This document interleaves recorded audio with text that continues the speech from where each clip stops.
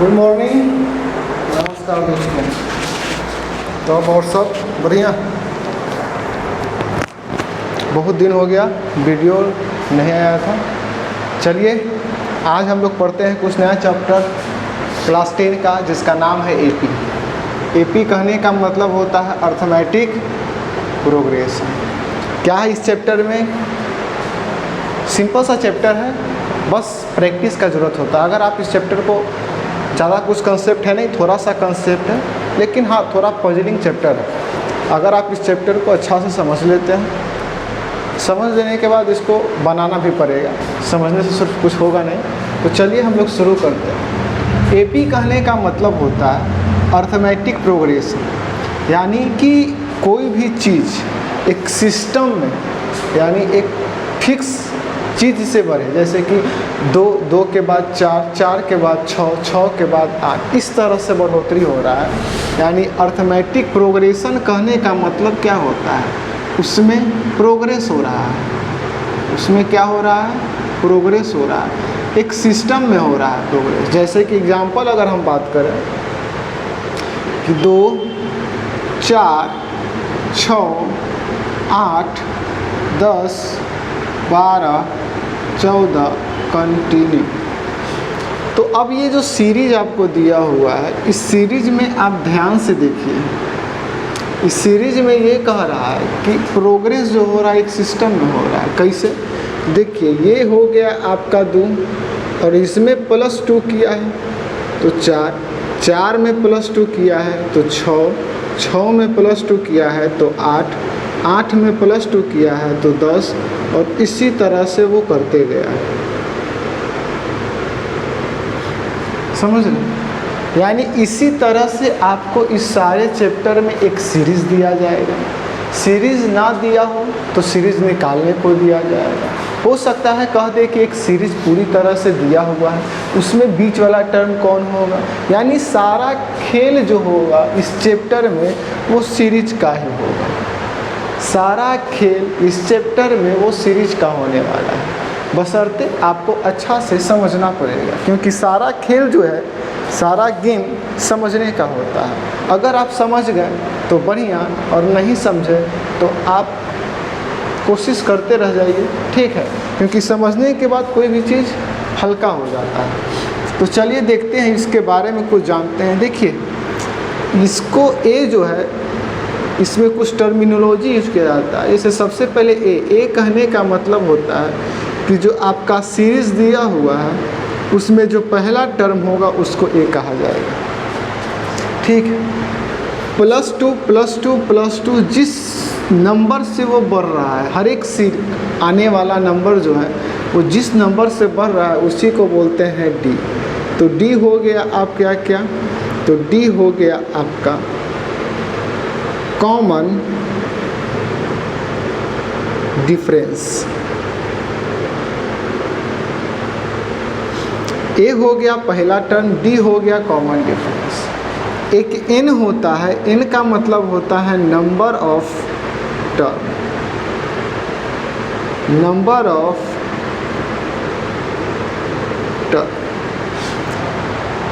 ठीक है। टीएन होता है, टीएन का मतलब होता है total number of term, total number of term.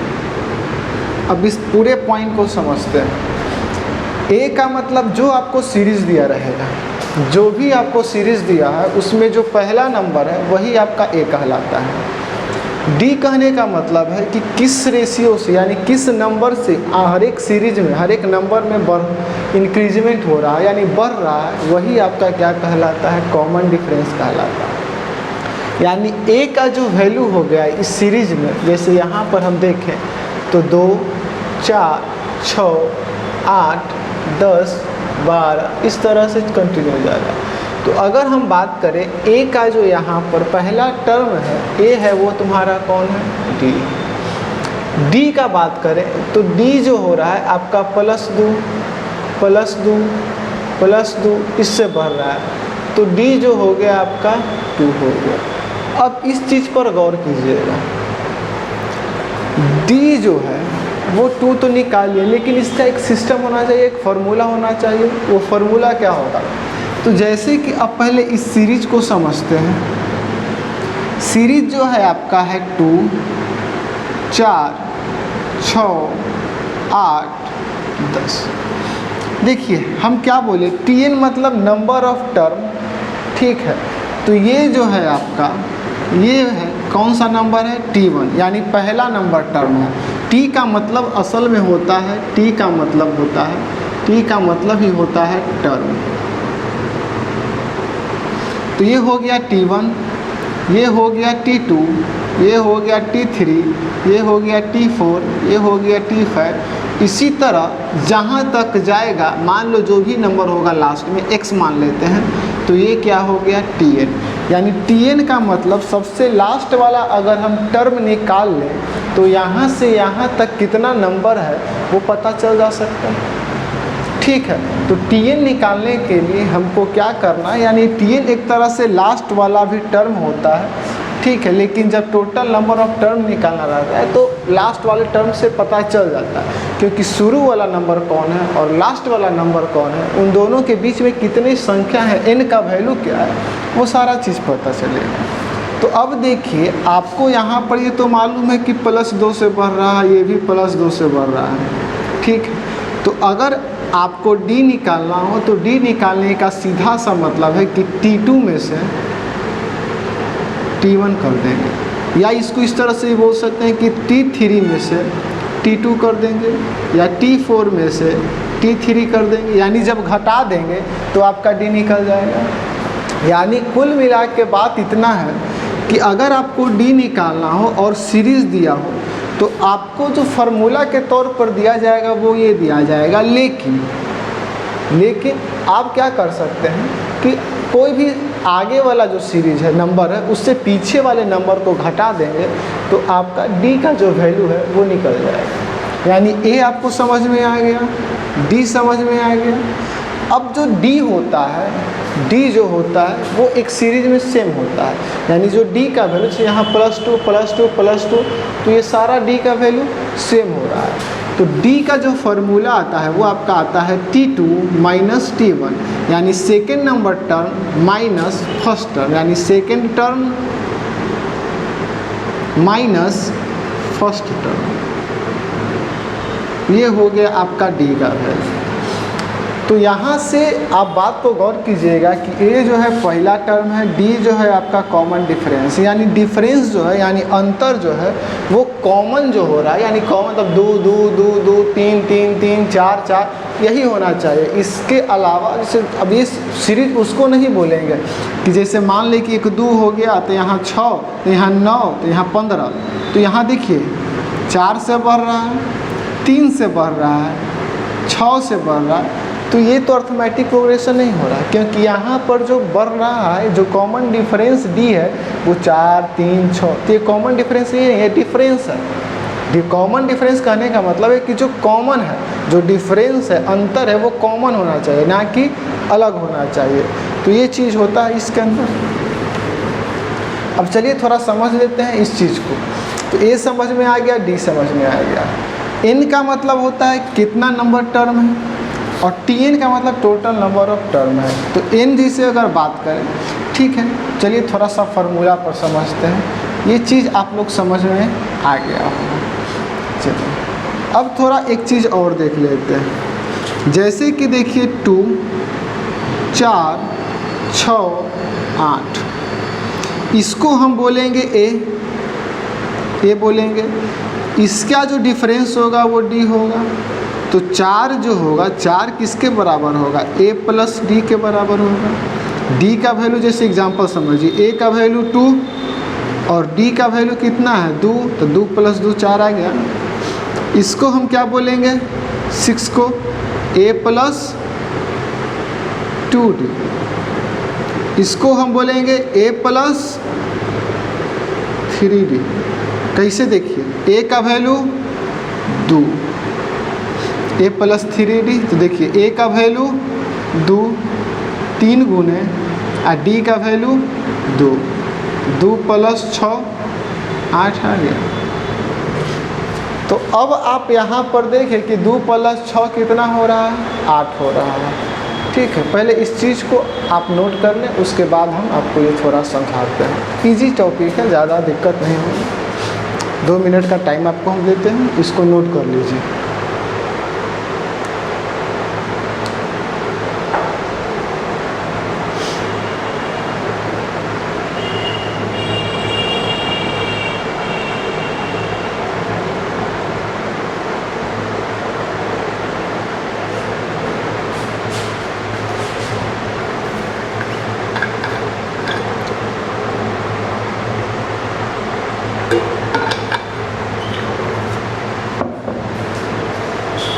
ऐसा है कि किसी भी चीज़ को समय रहते समझ लीजिए।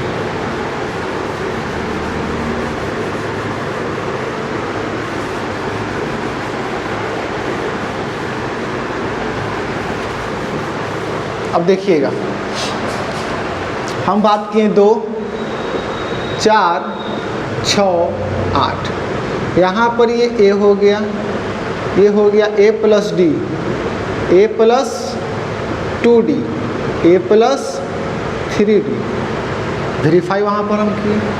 तो अब आप देख रहे हैं ये नंबर ऑफ टर्म कौन सा है, नंबर ऑफ टर्म, NO मतलब नंबर ऑफ टर्म। ये पहला है, ये दूसरा नंबर है, ये तीसरा नंबर है और ये चौथा नंबर है। यानी पहला नंबर, दूसरा नंबर, तीसरा नंबर, चौथा नंबर, और उसका जो वैल्यू है टर्म का a है, a + d है, a + 2d है, a + 3d। यानी कि अगर हम बात करें कि अगर हमको t1 का जो वैल्यू होगा वो तो a के बराबर होगा, लेकिन जो t2 होगा वो क्या हो गया, a + d, a + d। अब इसको दूसरा तरह से हम लिख सकते हैं कि a + n - 1 × d। अब कैसे देखिए, कैमा नंबर टर्म है, n का वैल्यू दूसरा नंबर तो 2 -1 3, यानी दूसरा जो नंबर है उसमें एक, देखिए तीसरा नंबर है तो 2 आ रहा है, चौथा है तो 3 आ रहा है, पाँचवा होगा तो 4 आएगा, छठा होगा तो पाँचवा आएगा, इस तरह से होगा। तो ये हो गया आपका फार्मूला a + d, यानी t2 का जो वैल्यू आया वो a + d यहाँ से आएगा। उसी तरह आपको अगर निकालना है t3, तो t3 क्या हो गया, a + 2d है। इसको वेरीफाई करते हैं थोड़ा, तो वेरीफाई कैसे होगा, a + नंबर ऑफ टर्म क्या है 3 - 1 × d आ रहा है। तो अब इसको लिख सकते हैं, n का मतलब नंबर ऑफ टर्म -d और t का वैल्यू है। यानी अब यहाँ से ये चीज़ देखिए, यहाँ पर भी यही फार्मूला यूज हुआ है, यहाँ पर भी यही फार्मूला यूज हो रहा है। तो आप कुल मिला के अब यहाँ पर जो समरी निकलेगा वो समरी ये निकलता है कि जो tn का फार्मूला होगा वो होगा a + n - 1 × d। tn का जो फार्मूला होगा वो होगा a + n - 1 × d। a जो होगा आपका पहला टर्म होगा, d जो होगा कॉमन डिफरेंस, n का मतलब कैमा नंबर टर्म है, दूसरा है, तीसरा है, चौथा है, पाँचवा है, छठा है, n निकल जाएगा। और tn मतलब उस नंबर ऑफ टर्म का जो वैल्यू है, tn का जो मतलब है यानी जो चौथा नंबर टर्म था तो उसका जो वैल्यू है वो ये आएगा। ठीक है, बात समझ लें। तो यहाँ पर ये चीज़ हो रहा है। चलिए इसको थोड़ा सा मिटा देते हैं।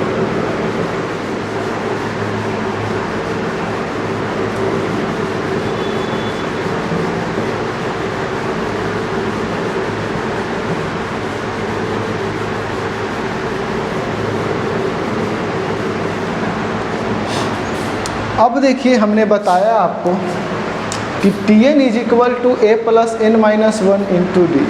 तो आप जो एक सर्वा फार्मूला है, ये फार्मूला आप ध्यान में रखिए और सारा AP का क्वेश्चन बन जाएगा कि a + n - 1 × d। tn मतलब जो नंबर ऑफ टर्म ले रहे हैं उसका जो वैल्यू है वो होगा, a का मतलब पहला टर्म और d का मतलब, जैसे अगर एग्जाम्पल हम बात करें तो सबसे पहला एग्जाम्पल देखते हैं कि 2 7 2 6 2 4 6 6 4 10 10 2। और देखिए हम इसमें क्या किए कि यहाँ पर इसको हम ऐसे कर दें। ये देखिए इम्पोर्टेंट क्वेश्चन है, ये इम्पोर्टेंट क्वेश्चन इस तरह का 2 नंबर में सीबीएसई पूछता है। और इसको बोलेगा कि are in A P find a का वैल्यू फाइंड कीजिए। तो अब इसको कैसे सॉल्व करेंगे? देखिए हम बताएं कि 2 से 4 यानी डी का जो वैल्यू आएगा वो होगा T2 माइनस T1, यानी 6 में से 2 गया तो ये आ गया 4। ठीक, तो आप तो यहाँ से डायरेक्ट बोल दीजिएगा कि हाँ 6 4 10 और 10 4 14, लेकिन आपको सिस्टम में करना है। तो आप ये चीज़ जानते हैं कि ये हो गया T1, ये हो गया T2, ये हो गया T3, ये हो गया T4। तो जब 6 में से 2 घटाएंगे यानी T2 माइनस T1 करेंगे या T4 माइनस T3 करेंगे तो दोनों का जो वैल्यू है वो D के बराबर आएगा। ये चीज़ हम पीछे लिखवाए थे कि जो कॉमन डिफरेंस होगा वो D के बराबर होगा, यानी जितना C बढ़ेगा उतना C बढ़ेगा। ठीक है, तो T2 का जो वैल्यू है वो 6 माइनस 2 और T4 का 14 माइनस 1, तो ये हो गया 4। इसको इधर लिख देते हैं, तो ये हो गया 4 और ये हो गया 14 माइनस 1। तो A का जो वैल्यू है वो आ जाएगा 4 माइनस 14 माइनस 10 और माइनस से ए ख़त्म। A का जो वैल्यू आ गया आपका 10 आ गया। इस तरह का क्वेश्चन हमेशा आता है, लेकिन बच्चा हाई लेवल का क्वेश्चन कर लेता है, थोड़ा सा छोटा लेवल वाला में फंस जाता है। ठीक है, तो ये इस तरह का क्वेश्चन अगर आपको आए तो इस तरह से बनाना होगा। ये चीज़ समझ लीजिए, जो फार्मूला आया वो कैसे आया ये हम बता दिए कि n जो होगा कैमा नंबर टर्म है और उसका जो वैल्यू है वो Tn बता देगा। ठीक है, वो Tn आपको बता देगा। इसको टर्म भी बोलते हैं, इसको एलिमेंट भी बोलते हैं, यानी इसको आप टर्म भी बोल सकते हैं, इसको आप एलिमेंट भी बोल सकते हैं, आपको जो मन वो बोलिए। हालांकि ये सब का यूज़ तो है नहीं, बस आपको एज अ नॉलेज हम बता दिए कि फार्मूला कहाँ से आया है। चलिए इसको थोड़ा सा मिटाते हैं।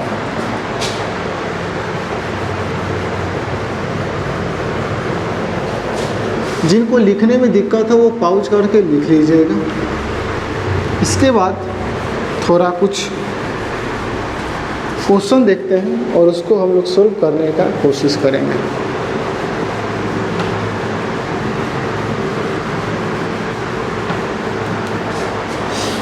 एक क्वेश्चन है, इसको बनाइए कि 2k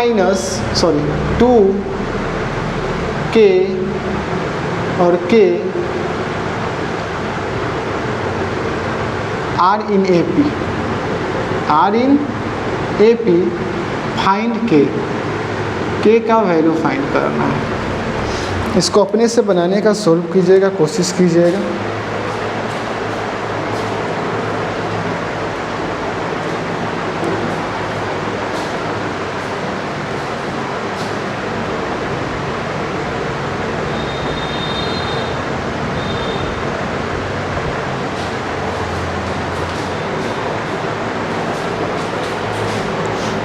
चलिए देखिए बनाते हैं।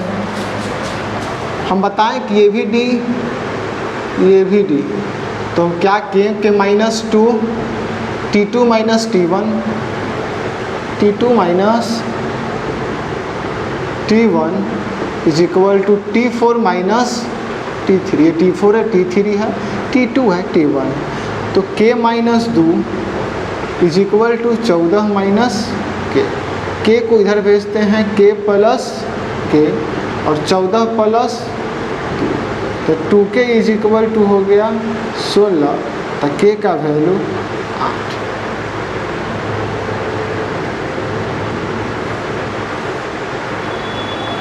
ठीक है, इस तरह से कुछ क्वेश्चन आता है, तो आप इसको इस तरह से सोल्व कर सकते हैं।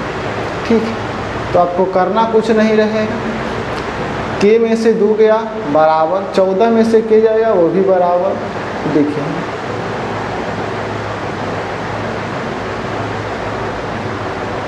तो ये हो गया k प्लस के, और ये 14 प्लस 2, k का वैल्यू आ गया आपका 16। ठीक, इस तरह से कुछ क्वेश्चन आएंगे। चलिए अब कुछ अलग क्वेश्चन करने का कोशिश करते हैं बुक में से।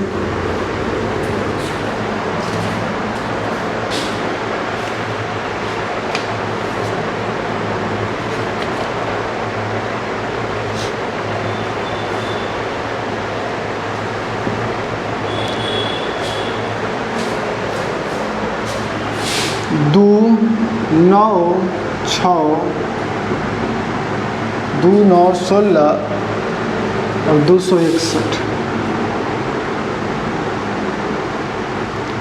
ये एपी है आपका, और इसमें आपको टोटल नंबर ऑफ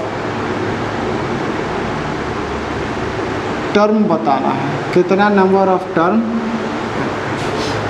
देखिए सबसे पहले तो आप हम निकाल लेते हैं a का वैल्यू 2, d का वैल्यू 9 में से 2 गया तो 7। ठीक है, n निकालना है हमको, n निकालना है। ठीक है, वो वाला टर्म हमको मालूम है, tn का जो लास्ट वाला वैल्यू है वो 261 है। तो जो 261 लास्ट वाला वैल्यू है, ये अगर हम निकालिए कि कैमा नंबर टर्म है, यानी 20वां नंबर है, 30वां नंबर है, 40वां नंबर है, 50वां नंबर है, कौन सा नंबर ऑफ टर्म है, तो हम क्लियरली बता देंगे कि हाँ भैया इसमें इतना टर्म है, इसको इस तरह से सोल्व किया जाएगा। तो क्या करते हैं, tn का जो फार्मूला है वो है a plus n-1 into D. तो a का जो वैल्यू होगा आपका वो होगा 2, n ही तो निकालना है, और d का जो वैल्यू है वो है 7। तो ये हो गया 2 प्लस n-1 इंटू 7 और 261। तो n-1 इंटू 7 और 261 में से 2 गया तो आ गया 259। तो n-1 इंटू 7 और n-1 इंटू 7 तो 259 बटा, तो 7 21 और 7 49। n-1 का वैल्यू आ गया 37। तो n का वैल्यू आ गया 37 प्लस 1 38। यानी जो ये कैमा नंबर टर्म है, यानी 38वां नंबर जो टर्म है ये 38 टर्म है, और 38 टर्म है, यानी शुरू से यहाँ तक कि कैमा नंबर टर्म है 38, तो में 38 गुना संख्या होगा, यानी टोटल कैगो संख्या है ओकरा में 38 गो है। इस तरह से आपको क्वेश्चन इसको सोल्व करना पड़ेगा। ठीक है, जो नेक्स्ट टाइप का क्वेश्चन आएगा वो इस तरह से क्वेश्चन आएगा। सेकेंड एग्जाम्पल, ये पहला एग्जाम्पल हमने दिया, ये दूसरा एग्जाम्पल हम बता रहे हैं आपको। हम पूरे टाइप ऑफ क्वेश्चन हम आपको बता देंगे, कितने टाइप के क्वेश्चन आते हैं, कैसे उसको सोल्व करने का कोशिश करना, ये सारा चीज़ हम आपको बता देते हैं। जो नेक्स्ट क्वेश्चन है वो ये है कि -3 0 3 6 9 इज एन एपी। ठीक है, तो find 25th term and the general. चलिए, आपको ये एपी दे दिया है। ठीक है, जो एपी दिया है वो ये है, और ये एपी पूरी तरह से नहीं है, कंटिन्यू जारी है, लेकिन इसमें कह रहा है कि आपको 25वां टर्म निकालना है।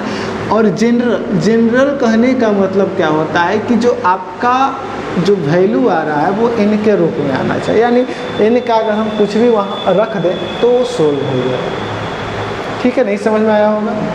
ठीक है, सोल्व करेंगे तो समझ में आ जाएगा। पहले तो देखते हैं ये AP है या नहीं। A का वैल्यू -3, D का वैल्यू 0 -3 यानी 0 + 3, T2 - T1, तो ये आ गया 3, यानी A हो गया -3, D हो गया 3।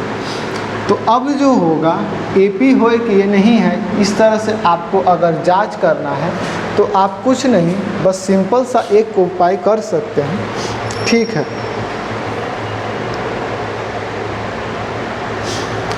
आप ये करिए, कुछ नहीं करना है, आप सिंपल से इसको देख लीजिए कि ये भी 3 से बढ़ रहा है, ये भी 3 से बढ़ रहा है, ये भी 3 से बढ़ रहा है, ये भी 3 से बढ़ रहा है। हाँ, तो बोल सकते हैं कि दिस इज एन AP। ये क्या है आपका AP।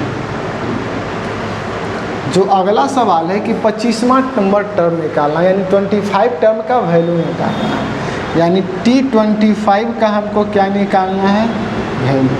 तो T25 में A आप plus n-1 into D। A का जो वैल्यू है वो है -3, अब प्लस n का जो वैल्यू है वो 25वां नंबर निकालना है, अब -1 इंटू D, और D का वैल्यू हो गया 3, तो -3 और ये 24 गुने 3, तो 24 तिया 72, तो -3 और प्लस 72, ये आ गया 69, 69, यानी T25 का जो वैल्यू है वो आपका 69 आ गया। ये हो गया आपका सेकेंड आंसर। यानी पहला तो हम निकाल ही नहीं कि AP है कि नहीं, और दूसरा ये भी निकालिए कि 25वां नंबर जो टर्म है वो कौन सा है, वो निकालिए। अब जनरल जानते हैं, जनरल क्या है, तो जनरल अगर हमको निकालना है, चुपचाप TN निकालना रहता है और A plus n-1 into D वाला फार्मूला लगा देंगे। तो TN निकालना है, TN तो A का वैल्यू -3 प्लस n-1 और D का वैल्यू 3, तो -3 प्लस 3n और -3, तो आ गया -6 प्लस 3n, यानी जो TN होगा वो आपका ये फार्मूला आ गया जनरल। ये चीज़ और वो चीज़, और इसमें थोड़ा समझिएगा, थोड़ा इसको नोट कर लीजिए, उसके बाद हम आगे बताते हैं।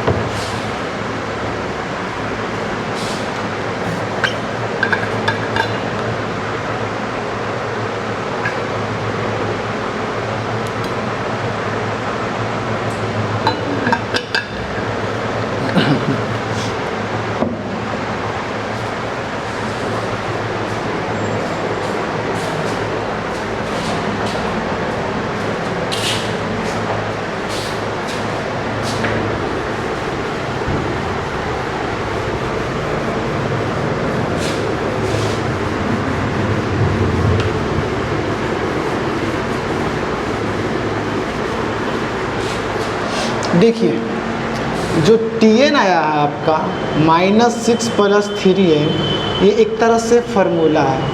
AP में प्रत्येक क्वेश्चन के लिए ईच क्वेश्चन हैज वन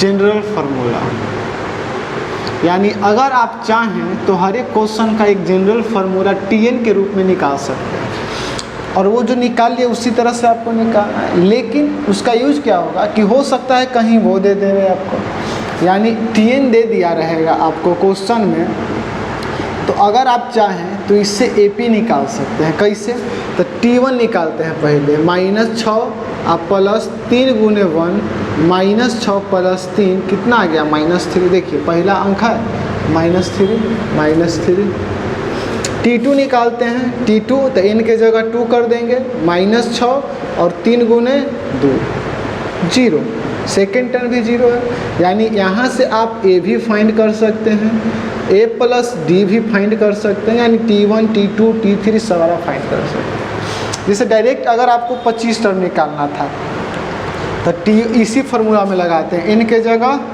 25, -6 और 3 गुने 25, तो ये आ गया -6, 25 तिया 75, आ गया ना 69, एंड T25 का जो वैल्यू आया वो आ गया 60।